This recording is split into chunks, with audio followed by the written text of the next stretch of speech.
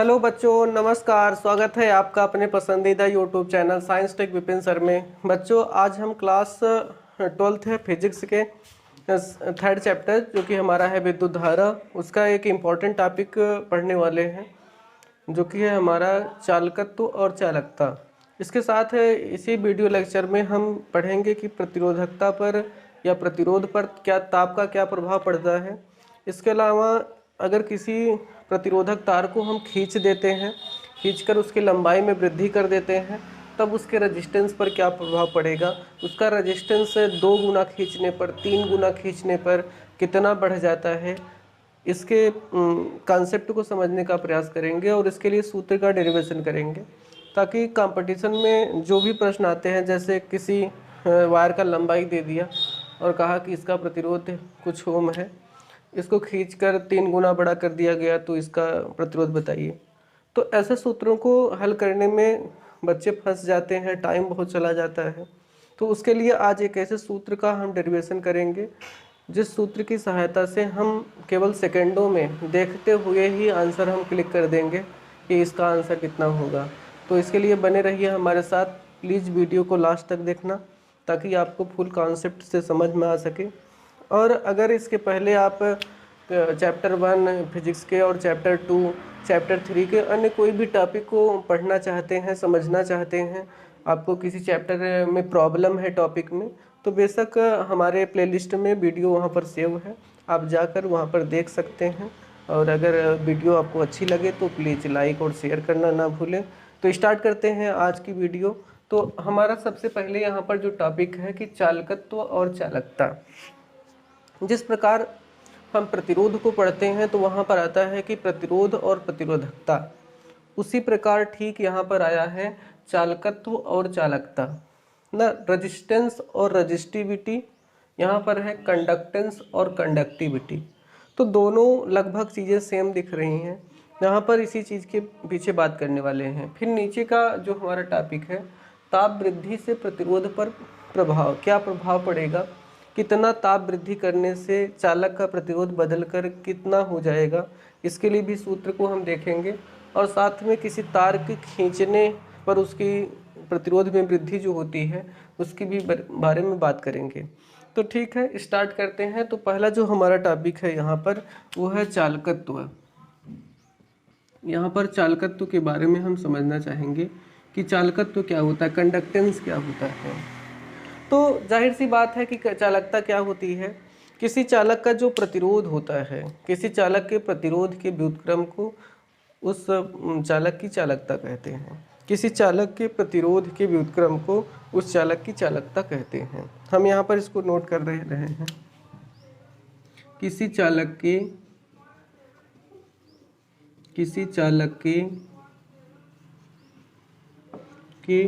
प्रतिरोध के व्युत्क्रम को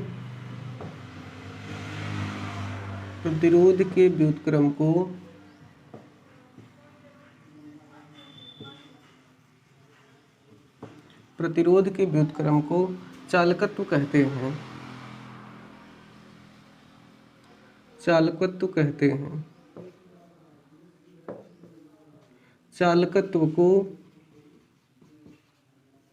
चालकत्व को हम कैपिटल जी से प्रदर्शित करते हैं।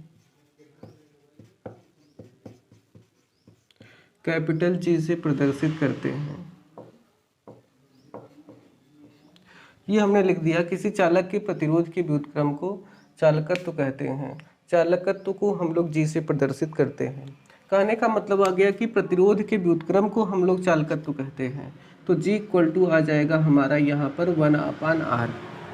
जी इक्वल टू 1/r हो गया, जहाँ पर जी क्या है, किसी चालक का चालकत्व है। ये प्रतिरोध के व्युत्क्रम के बराबर होता है, ये हमने मान लिया, ये ज्ञात कर लिया। अब जी का मात्रक और बीमा क्या हो जाएगा। जी का मात्रक और बीमा, जी के मात्रक और बीमा के बारे में बात करेंगे कि इसकी यूनिट क्या होता है और इसका डायमेंशन क्या होता है। तो सबसे पहले यहाँ पर पता है हमको कि अगर हम जी का मात्रक चाहते हैं, यहाँ से हम कहें कि अगर हमें जी का मात्रक चाहिए तो जी का मात्रक हमें यहाँ से मिल जाता है, जी का मात्रक हमें मिल जाएगा 1/r का मात्रक, r का मात्रक। अब जी का मात्रक अगर हमें चाहिए तो जी का मात्रक हो जाएगा 1/r का मात्रक ओम होता है।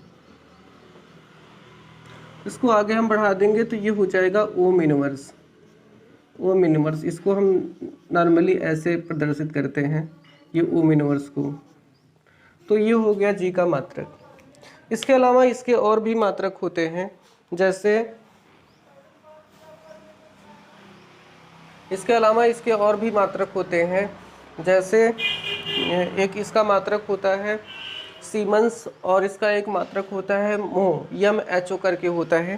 तो ये भी चालकत्व के ही मात्रक होते हैं। तो यहाँ पर हम लिख देते हैं इसके अलावा इसके अलावा इसके अलावा इसके अलावा जी के अन्य मात्रक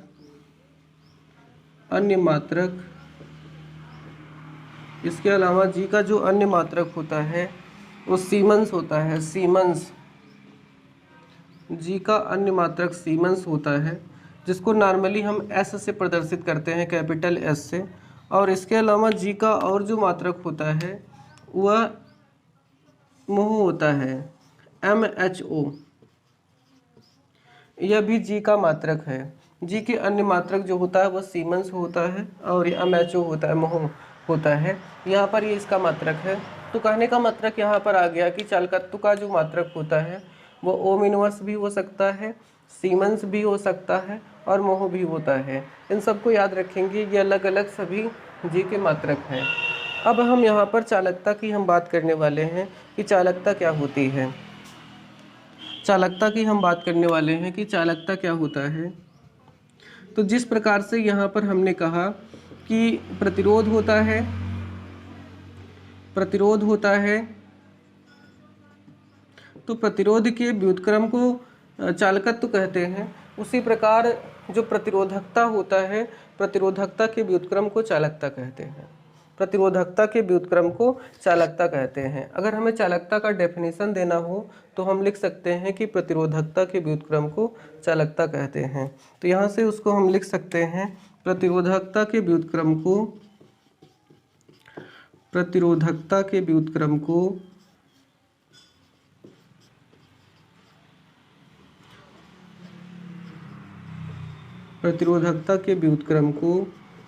चालकता कहते हैं,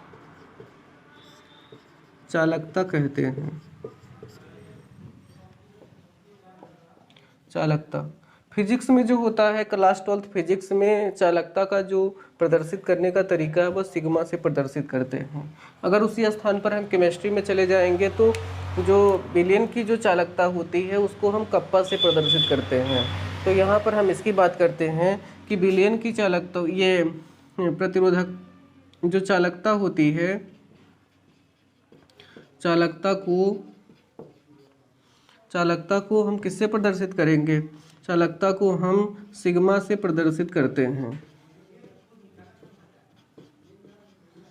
सिग्मा से प्रदर्शित करते हैं। सिग्मा इक्वल टू क्या आ जाएगा हमारे पास? सिग्मा इक्वल टू हो जाएगा 1/ρ। रो जो होता है वो प्रतिरोधकता होता है, रो जो यहाँ पर है वो प्रतिरोधकता है और सिग्मा जो है वो चालकता है। तो यहाँ से हमको मिल गया कि चालकता के व्युत्क्रम को प्रतिरोधकता कहते हैं या प्रतिरोधकता के व्युत्क्रम को चालकता कहते हैं। सिग्मा इक्वल टू 1/ρ हो जाएगा। अब हम जानते हैं यहाँ से कि हमको पता है कि रो इक्वल टू होता है, यहाँ से हम देख लें R इक्वल टू होता है सिग्मा L/A। तो यहाँ से अगर हमें R इसकी वैल्यू चाहिए तो आ जाता है हमारे पास RA/L। यहाँ से इसको हम पलट देंगे, जब पलटेंगे तो हमारे पास क्या आ जाएगा? हमारे पास आ जाएगा सिग्मा इक्वल टू 1/RA/L। इसको हम देखेंगे तो आ जाएगा L/RA। तो ये हमारे पास सिग्मा की वैल्यू आ गई, ये हमारे पास सिग्मा की वैल्यू आ जाती है। तो इस प्रकार से हम देखते हैं कि ये हमने चालकता की बात कर लिया कि चालकता क्या है, प्रतिरोधकता की व्युत्क्रम को चालकता कहते हैं। चालकता को सिग्मा से प्रदर्शित करते हैं। सिग्मा इक्वल टू होता है 1/ρ। अगर हम जानते हैं, पहले हम पढ़ रहे हैं, जो प्रतिरोध होता है वो 3 चीज़ों पर निर्भर करता है। तो यहाँ पर लेंथ ऑफ वायर के अनुक्रमानुपाती होता है, और क्रॉस सेक्शनल एरिया जो होती है, अनुप्रस्थ काट का क्षेत्रफल, उसके व्युत्क्रमानुपाती होता है। ताप वृद्धि के अनुक्रमानुपाती होता है। तो R डायरेक्टली प्रोपोर्शनल L/A था। हमने यहाँ पर एक कांस्टेंट यूज किया था। कांस्टेंट यहाँ पर रो था। रो को कहे थे कि यह चालक के लिए किसी चालक के लिए प्रतिरोधकता है। तो प्रतिरोधकता रो इक्वल टू यहाँ पर हमारा आ गया था RA/L।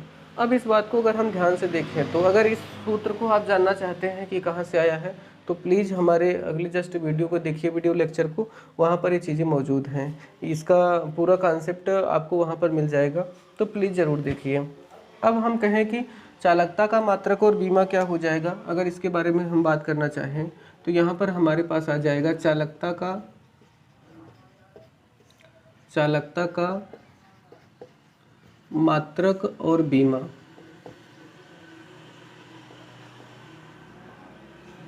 चालकता का मात्रक और बीमा। तो चालकता की मात्रक की अगर हम बात करें, तो सिग्मा का मात्रक जो हो जाएगा, सिग्मा का मात्रक इक्वल टू हो जाएगा L का मात्रक, मतलब लंबाई का मात्रक, और इसके नीचे आएगा जस्ट लंबाई के मात्रक, प्रतिरोध का मात्रक मीन्स R का मात्रक, और फिर इंटू A का मात्रक। अब यहाँ से अगर हम सिग्मा का मात्रक निकालेंगे, तो हमारे पास भाई यहाँ पर मिल जाएगा लंबाई का मात्रक तो L होता है, मीटर होता है। R का मात्रक जो होता है ओम होता है, और A का मात्रक मीटर स्क्वायर। तो 1 मीटर से 1 मीटर तो कैंसिल हो जाएगा, बाकी जब ओम ऊपर जाएगा तो ये वाला बन जाएगा ओम इनवर्स, ये ऊपर जब जाएगा ओम तो बन जाएगा ओम इनवर्स, और यह ऊपर जाएगा तो ये मीटर इनवर्स हो गया। तो ये हमारे पास सिग्मा का मात्रक मिल गया, मीन्स चालकता का मात्रक जो होता है वह ओम इनवर्स मीटर इनवर्स होता है। अगर हम और सोचें किसका और का मात्रक हो सकता है, तो यहाँ पर सिग्मा का अन्य मात्रक जो हो जाएगा, सिग्मा का जो अन्य मात्रक हो जाएगा, आप देखिए यहाँ पर क्या मिल जाएगा, ओम इनवर्स को ही हम लोग यहाँ पर सीमेंस बोलते हैं और उसी को मोह कहते हैं। तो यहाँ पर अगर ओम इनवर्स की जगह पर हम सीमेंस रखें, यहाँ पर ओम इनवर्स की जगह पर हम सीमेंस उठा के रख दें, तो ये हो जाएगा सीमेंस मीटर इनवर्स, या इसी को हम दूसरे कहें को सीमेंस प्रति मीटर भी कह सकते हैं। तो ये हमारा प्राप्त हो गया है सिग्मा का मात्रक। अगर हम कहें कि इसकी बीमा क्या होती है, बीमा को यहाँ पर ज्ञात करना बहुत ज़रूरी है। तो पहले हम यहाँ पर दोनों की एक साथ बीमा ज्ञात करेंगे, चालकत्व की बीमा भी ज्ञात करेंगे और चालकता की बीमा भी ज्ञात करेंगे। तो यहाँ पर हम किसके बारे में बात करने वाले हैं, बीमा के बारे में बात करने वाले हैं, दोनों की बीमा क्या होती है। तो देखिए सबसे पहले स्टार्ट जो इसका हो रहा है वह R से हो रहा है भाई लोग। तो अगर इसका स्टार्ट R से हो रहा है तो सिंपल में हमको क्या करना है, सबसे पहले हमें R की बीमा चाहिए। R की बीमा को हम पलट देंगे तो हमारे पास G की बीमा मिल जाएगी, और जब यहाँ पर R की बीमा हम लाकर रख देंगे तो हमें सिग्मा की बीमा मिल जाएगी। तो कह सकते हैं कि यहाँ पर सभी चीज़ों को हम ज्ञात कर सकते हैं। तो स्टार्ट करते हैं, हम देखिए कैसे ज्ञात करते हैं। तो R इक्वल टू हमारे पास क्या होता है, R इक्वल टू होता है V/I। R equal to V/I कहाँ से, ओम्स लॉ से। ओम्स लॉ से हम कह सकते हैं कि R इक्वल टू V/I होता है। अब हम इसके बारे में अगर आगे बात करें तो हमें प्राप्त हो जाएगा, पहले V की बीमा रख दें और I की बीमा रख दें। जैसे ही V और I की बीमा रखेंगे तो हमारे पास देखेंगे कि R की बीमा आ जाएगी। तो अगर आपको याद हो तो डायरेक्ट लिख सकते हैं, नहीं तो ये वाले फार्मूला से V इक्वल टू W/Q से आप इसको याद कर लेंगे तो आपको तब भी मिल जाएगा, कोई दिक्कत नहीं है। वैसे इसके पहले वाले वीडियो लेक्चर में हम ज्ञात करे थे कि जो V की बीमा होती है वह होती है ml² और T/-3 A/-1। ये हमने ज्ञात करा था कि W की बीमा ml² T/-2 होती है, इसकी बीमा AT होती है। जब T ऊपर जाएगा तो T के पावर -3 हो जाता है, A ऊपर जाएगा तो A के पावर -7। AB की बीमा हो जाती है और I की बीमा होती है A। I धारा है और यह एक मूल राशि है तो उसका मूल मात्रक होता है, मूल मात्रक धारा की बीमा A होती है। अगर इसको हम थोड़ा सा और आगे देखें तो हो जाएगा ml² और T पर -3 है और A पर ये ऊपर जाएगा तो A की घात है, ऊपर -1 हो जाएगा, A के पावर -2। तो यहाँ पर हमने देख लिया कि हमें R की बीमा प्राप्त हो गई। अब अगर हम प्रतिरोधकता की बीमा ज्ञात करना चाहें,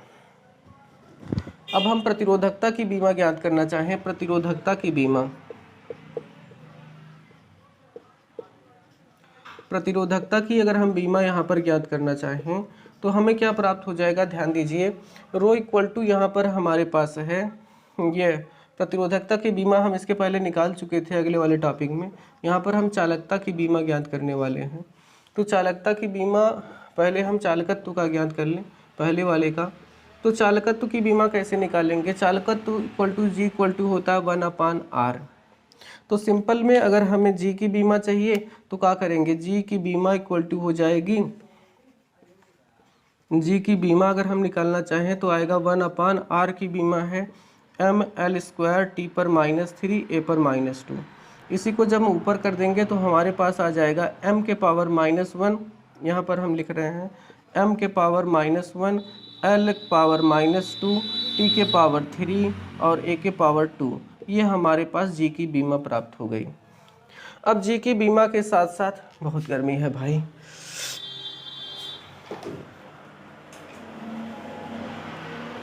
अब इसके साथ अगर हम चाहते हैं कि यहाँ पर हमें सिग्मा की बीमा भी मिल जाए तो सिग्मा इक्वल टू हमें पता है क्या होता है, सिग्मा इक्वल टू होता है L/RA। तो यहाँ से अगर हम देखें तो L की बीमा तो Li हो जाएगी और R की बीमा यहाँ पर हमको मिली है ml² T पर -3 और A पर -2 और A की जो बीमा होती है, A की बीमा जो होती है वह L² होती है, A की बीमा L²। तो सिग्मा यहाँ से एक L से एक L कैंसिल हो जाएगा तो हमारे पास आ जाएगा 1/m L का गुणा हो जाएगा L³ T के पावर -3 A के पावर -2। जैसे इसको हम ऊपर शिफ्ट करेंगे तो हमारे पास सिग्मा की बीमा आ जाएगी m के पावर -1 L के पावर -3 T के पावर 3 और A के पावर 2। ये हमारे पास सिग्मा की बीमा प्राप्त हो जाती है। तो इस प्रकार से हमने यहाँ पर देख लिया है कि चालकत्व और चालकता क्या होती है। अब थोड़ी सी अगर हम बात करें तो एक समझने वाली बात जो है कि जिस चालक में हमने कहा कि धारा के मार्ग में रुकावट उत्पन्न होता है तो वह एक अच्छा प्रतिरोधक वायर होता है। मीन्स धारा के मार्ग में जितना अधिक रुकावट उत्पन्न होगा उसका प्रतिरोध उतना अधिक होगा, अगर जिसका प्रतिरोध इतना अधिक होगा उसका चालकत्व उतना ही कम होगा। तो अगर हम सबसे कम चालकत्व की बात करें, सबसे कम चालकत्व की बात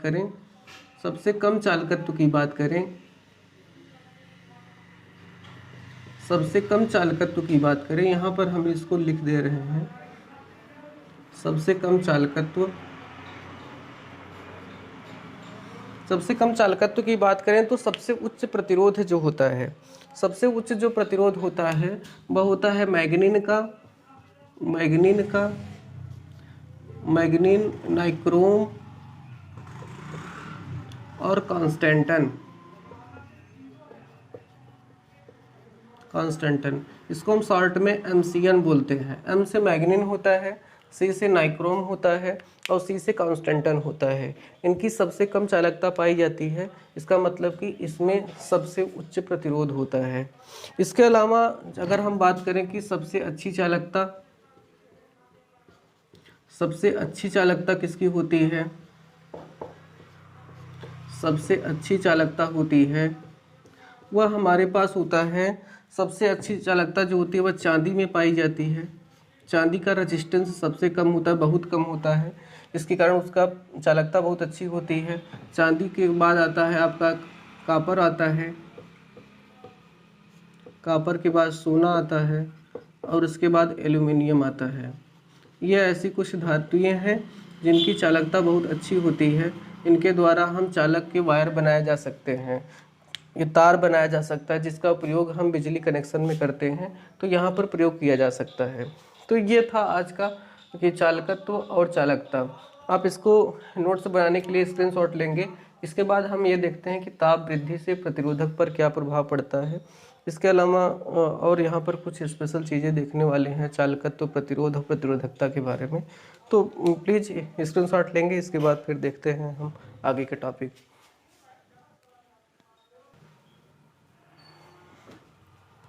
हाँ तो बच्चों, अब हम देखते हैं कि प्रतिरोध के बारे में और कुछ टॉपिक जिससे हमें क्लियर हो सके। तो अब हम जानते हैं ओम के नियम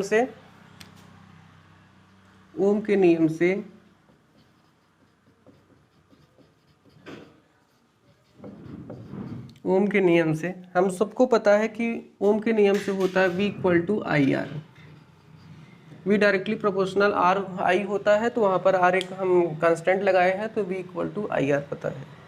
इसके बाद हम जानते हैं कि V = होता है E = होता है V/L, E = V/L। अगर E = V/L होता है तो V बराबर क्या आ जाएगा? V बराबर हमारे पास आ जाएगा E × L। इसके बाद I = क्या होता है? धारा घनत्व की परिभाषा से होता है कि J = I/A। अगर यहाँ से हम I = करें तो हमारे पास आ जाएगा JA। और R = हमारे पास पता है कि σL/A। हमारे पास V की भी वैल्यू पता है, I की वैल्यू पता है और R की भी वैल्यू पता है। अगर सभी वैल्यूज को उठाकर हम यहाँ पर इसको इक्वेशन नंबर 1 मान करके यहीं पर रख दें तो हमारे पास, ध्यान से देखिए क्या आ जाएगा, हमारे पास आ जाएगा EL = I की वैल्यू है यहाँ पर JA और इंटू σLA। अगर यहाँ से हम देखें तो SA कैंसिल हो जाएगा और यहाँ पर हम और देखें तो L से L कैंसिल हो जाएगा। यहाँ पर हमको जो मिल गया वो मिल जाएगा E = J ρJ। हमारे पास मिल गया A = रो और J। तो अगर रो की वैल्यू यहाँ से हम कैलकुलेट करें तो रो = हो जाएगा E/J। एक वेरी इंपॉर्टेंट यहाँ से डेफिनेशन बनाया जा सकता है कि प्रतिरोधकता की, कि किसी चालक में उत्पन्न वैद्युत क्षेत्र की तीव्रता E और धारा घनत्व J के अनुपात को प्रतिरोधकता कहते हैं। फिर से हम क्या कह रहे हैं? किसी चालक में उत्पन्न वैद्युत क्षेत्र की तीव्रता E और धारा घनत्व J के अनुपात को प्रतिरोधकता कहते हैं। तो हम क्या लिख रहे हैं? किसी चालक में उत्पन्न वैद्युत क्षेत्र E और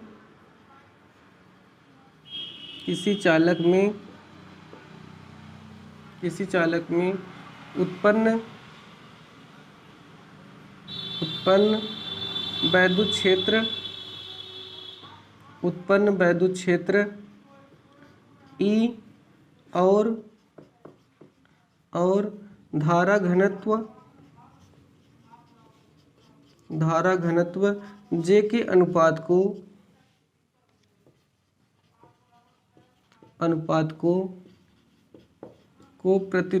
J के अनुपात को प्रतिरोधकता कहते हैं। ठीक है, तो हम कहीं पर भी अगर जरूरत पड़ी तो इस डिफिनेशन का भी यूज कर सकते हैं। किसी चालक में उत्पन्न वैद्युत क्षेत्र की तीव्रता E और धारा घनत्व J के अनुपात को हम प्रतिरोधकता कहते हैं। थोड़ा सा अगर इसको और आगे हम बढ़ाएं तो रो = होता है 1/σ। 1/σ = हो जाएगा E/J। तो यहाँ से हमें मिल जाएगा क्या मिल जाएगा? J = E × σ। अगर हमसे कहीं पर ओम का नियम पूछे और वहाँ पर V बराबर IR या I बराबर V/R न दे करके J = E × σ दिया रहेगा, तब भी वहाँ पर हम कह सकते हैं कि यह भी ओम का नियम है। हम क्या कह सकते हैं? यह भी ओम के नियम पर आधारित सूत्र है। ओम के नियम पर आधारित सूत्र है। ठीक, और इसी प्रकार जैसे यहाँ पर हमने निकाला कि सिग्मा इक्वल टू ई अपान जे होता है, तो उसी तरह हम देखें तो रो इक्वल टू इसका पलट देंगे तो जे अपान ई हो जाएगा। तो कहते हैं कि चालक के लिए धारा घनत्व जे और वैद्युत क्षेत्र की तीव्रता ई के अनुपात को हम किसी चालक की चालकता कहते हैं। तो यहाँ से इस डेफिनेशन को भी हम प्रयोग कर सकते हैं, किसी को बताने में, कहीं पर बोर्ड एग्जाम में लिखने में कर सकते हैं, कोई दिक्कत की बात नहीं है, आपको फुल मार्किंग होगी, कोई समस्या नहीं है। तो ये याद कर लीजिए और नोट्स में भी इसको अच्छे से लिखेंगे। तो मिलते हैं नेक्स्ट। अब हम देखते हैं अगला टॉपिक की ताप वृद्धि से प्रतिरोध पर क्या प्रभाव पड़ता है। तो हम जानते हैं कि जब भी किसी चालक में ताप वृद्धि होती है तो ताप वृद्धि जैसे हो जाती है तो उसके अंदर के धनायन जो होते हैं उनमें कंपन होने लगता है। तो उसके अंदर के धनायन को में कंपन होने के कारण जो श्रांतिकाल होता है, श्रांतिकाल घट जाता है और श्रांतिकाल घटने के कारण उनमें टक्कर बढ़ जाता है। कहते हैं कि टक्कर बढ़ने के कारण श्रांतिकाल घट जाता है और श्रांतिकाल घटने के कारण उसका रेजिस्टेंस जो होता है वो बढ़ जाता है। अब ध्यान दीजिए कि रेजिस्टेंस बढ़ जाता है, ताप वृद्धि से रेजिस्टेंस बढ़ जाता है। और ये हमने पीछे पढ़ाया गया था कि किसी चालक का जो प्रतिरोध होता है वह ताप वृद्धि के अनुक्रमानुपाती होता है। तो अगर ये सब बातें यहाँ पर निकल के आ रही हैं तो कितना बढ़ता है, यहाँ पर सूत्र के माध्यम से हम देखना चाहते हैं। तो हम अगर यहाँ पर उसकी बात करने लगे तो हमारे पास क्या आ जाएगा कि माना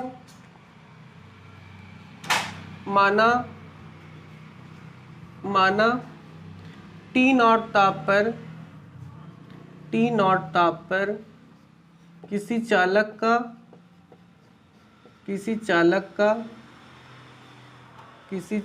का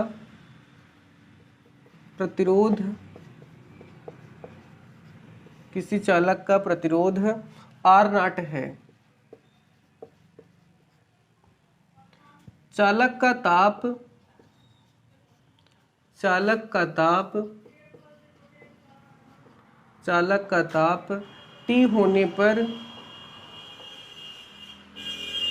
चालक का ताप T होने पर प्रतिरोध R हो जाता है। अगर ऐसा हो जाता है तो इनके बीच में क्या संबंध होता है? उसके बीच में जो संबंध होता है वह R इक्वल टू होता है R नॉट, इसके बाद ब्रैकेट में 1 प्लस अल्फा और T माइनस T नॉट। ये वाला सूत्र है जिसकी सहायता से हम किसी भी टेम्परेचर पर रेजिस्टेंस में परिवर्तन को ज्ञात कर सकते हैं। जहाँ पर अल्फा नियतांक है, इसे चालक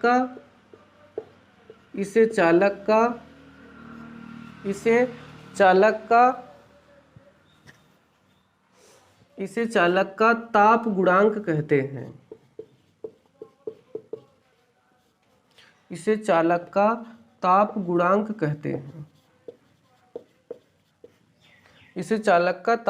कहते हैं।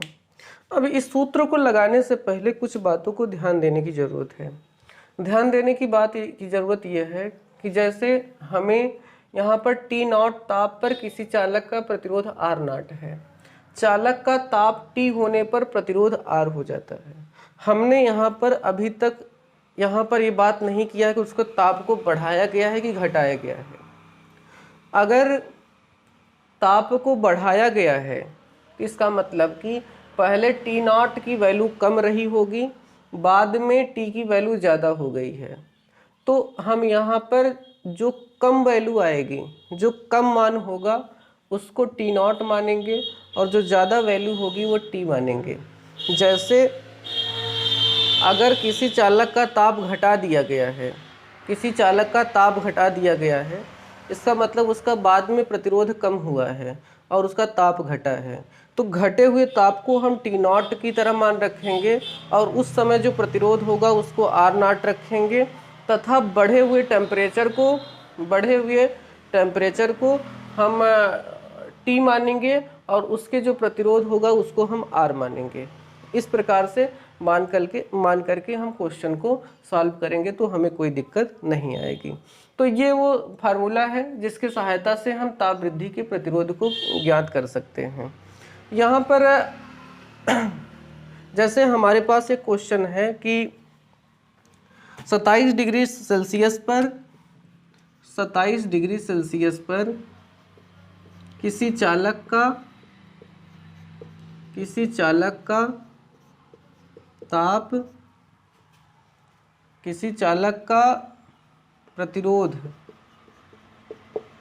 प्रतिरोध 20 ओम है। चालक का प्रतिरोध 20 ओम है। इसका प्रतिरोध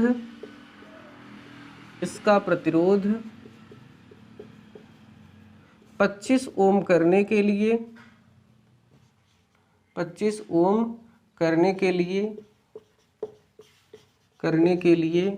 कितना गर्म करना पड़ेगा।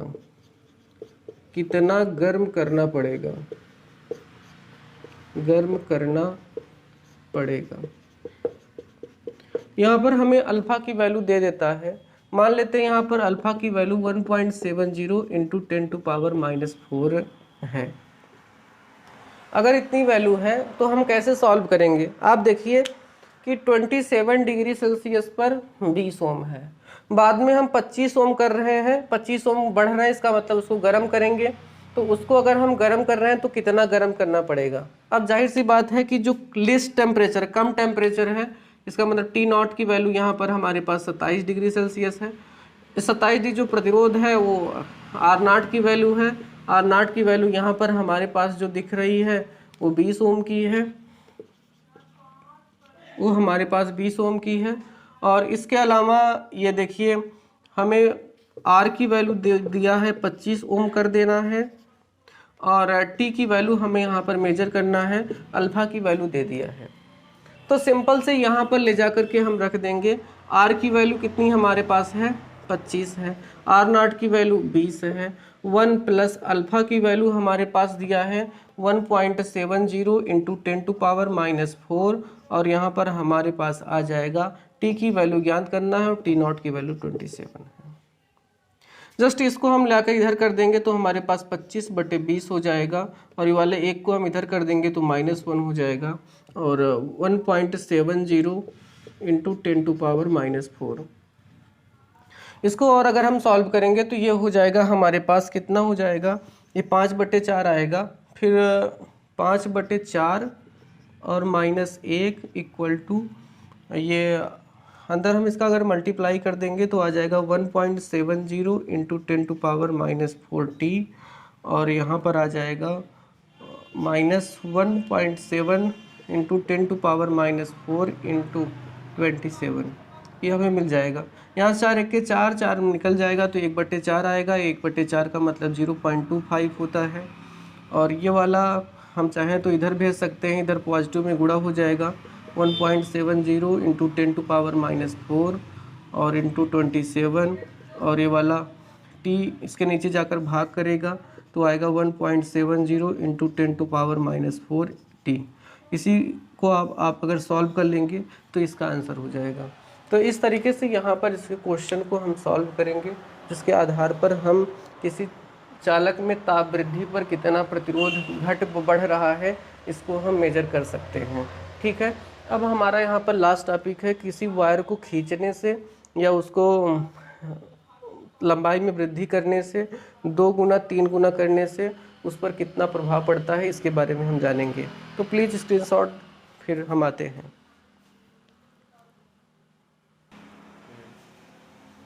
तो बच्चों अब हम देखते हैं कि किसी चालक की लंबाई में वृद्धि करने से उस पर क्या प्रभाव पड़ता है। मान लेते हैं कि ये एक चालक था जिसकी लंबाई L1 थी और अनुप्रस्थ काट का क्षेत्रफल A1 था।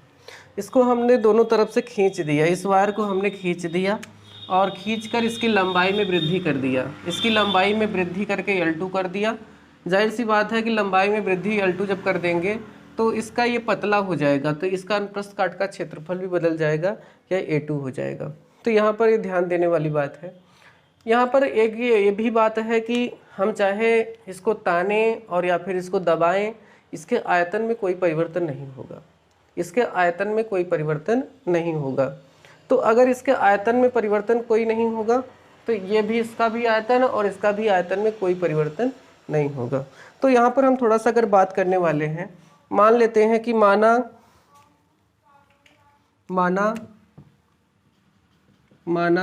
चालक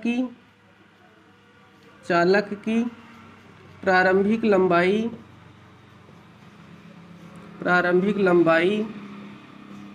L1 और अनुप्रस्थ काट का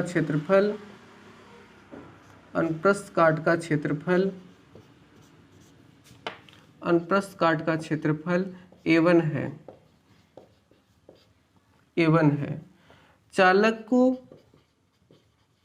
चालक की लंबाई में खींचकर n गुना वृद्धि करने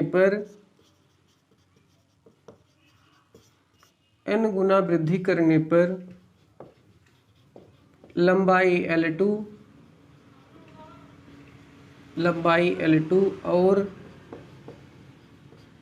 और अनुप्रस्थ काट का क्षेत्रफल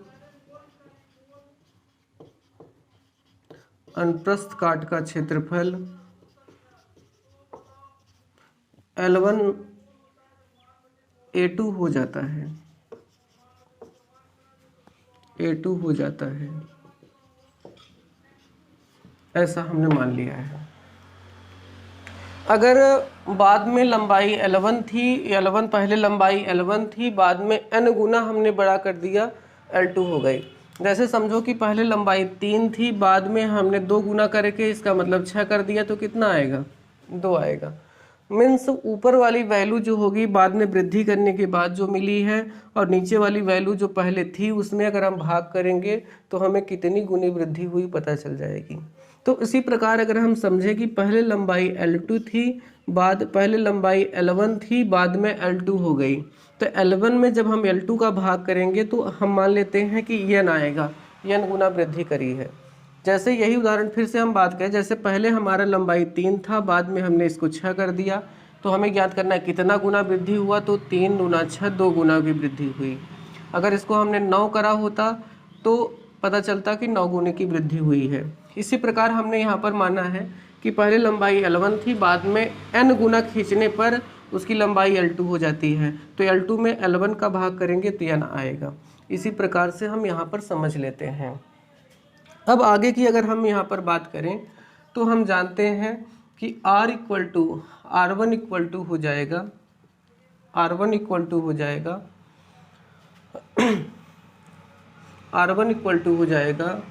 रो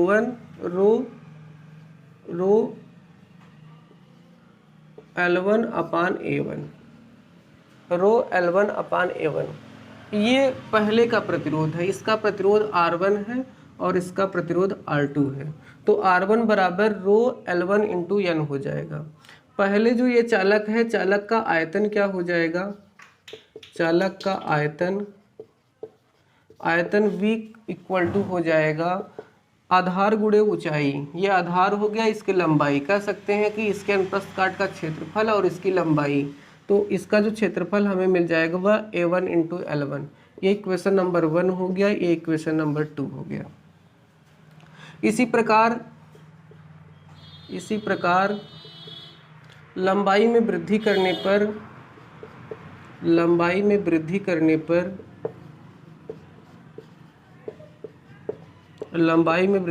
पर हमें मिल जाएगा R2 equal to row L2 upon A2। इस समय जो आयतन हमको मिल जाएगा, अब जो आयतन हमको मिल जाएगा वह हो जाएगा V equal to A2 into L2। ये इक्वेशन नंबर 3 हो जाएगा, इक्वेशन नंबर 4। अगर हम इक्वेशन 2 और 3 से देखें, तो दोनों आयतन है। हमने कहा कि आयतन बदलेगा नहीं। अगर आयतन नहीं बदलेगा तो A1 L1 A2 L2 के बराबर होगा, क्योंकि दोनों आयतन है। आयतन इसमें से इसमें करने पर बदल नहीं रहा है, तो कह सकते हैं कि आयतन बराबर है, तो A1 L1 बराबर L2 A2 L2 हो जाएगा। तो कह देंगे हम समीकरण 2 और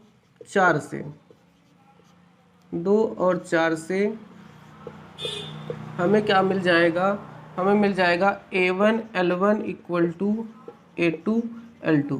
अगर ऐसा है तो अगर L1 का इधर भाग कर दें तो A2 का इधर भाग इधर हो जाएगा, तो हमारे पास मिल जाएगा A1 अपान A2 बराबर L2 अपान L1। और यहाँ देखिए L2 upon L1 equal to क्या आया है, n आया है। तो यहाँ से हमको मिल गया। अब हम क्या करेंगे, हमारा काम है कि इक्वेशन 1 और 2 का हम इक्वेशन 1 और 3 का भाग कर दें। समीकरण 1 में 3 से भाग देने पर अब अगर हम यहाँ पर भाग देते हैं तो आ जाएगा R1 upon R2 equal to row L1 upon A1 बटे L2 रो L2 अपान A2। रो से रो कट जाएगा और हमारे पास मिल जाएगा R1 upon R2 equal to, ये हमें प्राप्त हो जाएगा, A2 ऊपर चला जाएगा तो मिल जाएगा L1 A2 बटे L2 A1। अगर इस चीज़ को हम थोड़ा सा पलट दें तो हमारे पास आ जाएगा R2 अपान R1 बटे, ये पलटेगा तो आएगा L2 अपान L1 इंटू A1 अपान A2। हम देख रहे हैं कि यहाँ पर R2 अपान R1 बराबर हो जाएगा L2 अपान L1 की वैल्यू n है और A1 अपान A2 की वैल्यू भी n है। तो यहाँ से आ जाएगा R2 equal to n square R1। ये बहुत ही इम्पोर्टेंट समीकरण है, R2 equal to n square R1। ये ऐसा फार्मूला है कि आप सेकंडों में आंसर दे सकते हैं, लंबाई में वृद्धि वाले जो फार्मूले होते हैं, जो प्रश्न आते हैं। अब जैसे हमको कोई प्रश्न दिया कि एक चालक है जिसकी लंबाई 4 ओम थी और उसको खींचकर लंबाई को दुगुना कर दिया गया, तो उसका प्रतिरोध कितना हो गया। तो यहाँ पर n क्या है, कितना गुना वृद्धि कर दिया जा रहा वो n का है। 2 गुना वृद्धि करेंगे तो n की वैल्यू 2 हो जाएगी। जैसे प्रश्न आया कि चालक की लंबाई को 2 गुना वृद्धि कर दी गई, n बराबर 2 गुना वृद्धि कर दी गई, उस चालक का जो प्रतिरोध R1 बराबर था वो 4 ओम था। फिर से प्रश्न में ये कहा गया कि एक चालक है जिसका प्रतिरोध 4 ओम था, उसको खींचकर 2 गुना कर दिया गया, उसका प्रतिरोध बताओ। सिंपल में हमारे पास R2 इक्वल टू आ जाएगा n स्क्वायर मीन्स 2 का स्क्वायर गुणे 4, 2 का स्क्वायर 4 हो जाएगा, 4 चौके 16 ओम। मतलब चालक 4 ओम के प्रतिरोध, चालक को 2 गुना खींचने से उसका प्रतिरोध जो हो जाएगा वह 16 ओम हो गया। हमारे पास कोई प्रश्न आ गया कि 2 ओम का एक प्रतिरोधक तार है जिसको खींचकर हमने 4 गुना बड़ा कर दिया, उसका नया रेजिस्टेंस कितना हो जाएगा। तो सिंपल से यही कि हमने कितना गुना खींचे, 4 गुना खींचकर बड़ा कर दिया। 4 का स्क्वायर पहले कितना प्रतिरोध था, 2 ओम का था, 4 चौका 16, 16 दूना 32 ओम का अब उसके पास रेजिस्टेंस हो जाएगा। तो सिंपल से में केवल आप n की वैल्यू देखिए कितना गुना बढ़ा है, रखिए मान और तुरंत आंसर को प्राप्त करिए। इससे आसान जो क्वेश्चन होते हैं परीक्षा में नहीं आ सकते हैं लंबाई में खींचने वाले। अब अगर जिनको ये वाला सूत्र नहीं पता है R2 equal to n square R1, वो इस प्रश्न को नहीं कर सकता है, और करेगा भी तो बहुत ज़्यादा टाइम लगेगा, जो नाश करेगा अपना दूसरा क्वेश्चन उसका छूट जाएगा। तो इसलिए इस टाइप के क्वेश्चन को, इस टाइप के फार्मूले को समझने का प्रयास करें और इनसे क्वेश्चन को हल करने का प्रयास करें। तो ये था आज का टॉपिक जिसके बारे में हमने चालक, चालकता और प्रतिरोध, प्रतिरोधकता, चालक के प्रतिरोध की ताप पर निर्भरता, इसके अलावा लंबाई में वृद्धि करने से प्रतिरोध का, उनकी प्रतिरोध पर प्रभाव, इन सब के बारे में बात किया।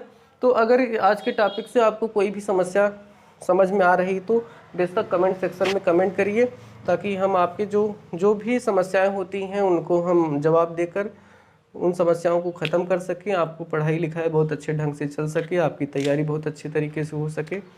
तो आई होप आप लोग ऐसा करेंगे, अच्छी तरीके से पढ़ाई करेंगे। मिलते हैं नेक्स्ट क्लास में, तब तक के लिए धन्यवाद, नमस्कार। खुद भी पढ़ते रहिए, दूसरों को भी पढ़ाते रहिए। मिलते हैं नेक्स्ट क्लास में। Thank you.